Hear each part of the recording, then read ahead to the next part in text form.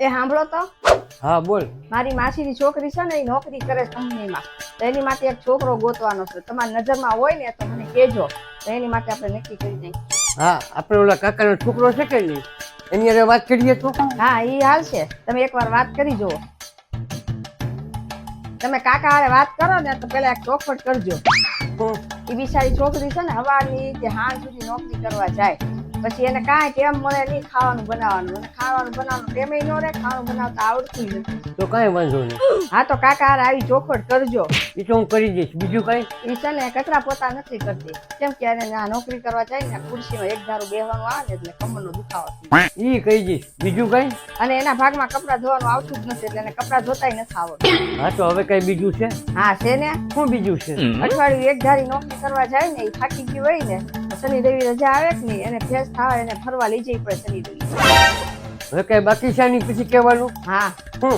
એક એને શહેરમાં બંગલો જોશે, અને નોકરી કરવા જાય ને એટલે એને સ્કૂટી જોશે.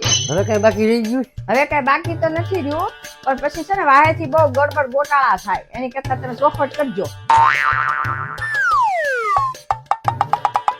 સીતારામ કાકા, કેમ છો?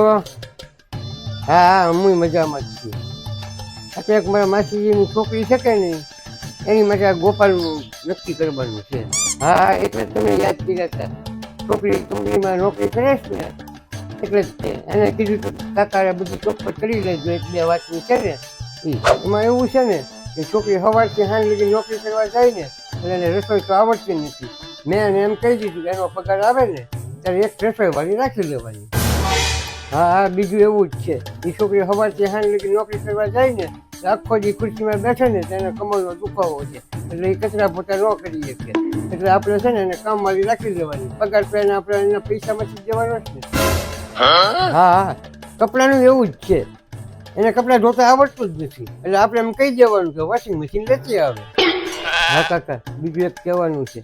એ આખું અઠવાડિયું નોકરી કરવા જાય ને એટલે એને થાક લાગી જાય, એટલે શનિ રવિ આવે ને એટલે એને ફરવા લઈ જવાનું. ભલે ને ફરવા જાય, આપણે ક્યાં પૈસા દેવા છે, એના પૈસાથી એને જવું છે ને. હા હા, હજી એક વાત કહેવાની છે. એ ગામડામાં તો રહેતી નથી, એ શહેરમાં રહેશે, એટલે શહેરમાં એને ગાડીને બંગલો જોવે, તો આપણે એના પપ્પાને કહી દેવાનું કે કરિયાવરમાં ગાડીને બંગલો આપી દે.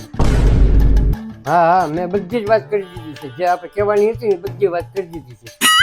હા હા, રવિવારે. હા, રવિવારે આપણે બધા ભેગા થાય ને વાત કરીએ. હા, મેં કહું હો.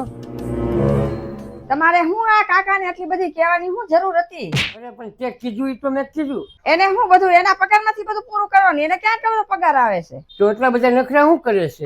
તો એને સારી ઈચ્છા ન હોય કે હું સારી રીતે રહું? જેટલો પગાર હોય ને એટલી જ ઈચ્છા રખાય.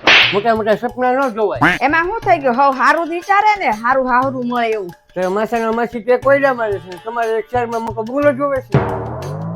ત્યારે માસીની છોકરી નક્કી નથી થતું ને, એ હવે મને ખબર પડી કે નક્કી કેમ નથી થતું. કેમ નથી થતું?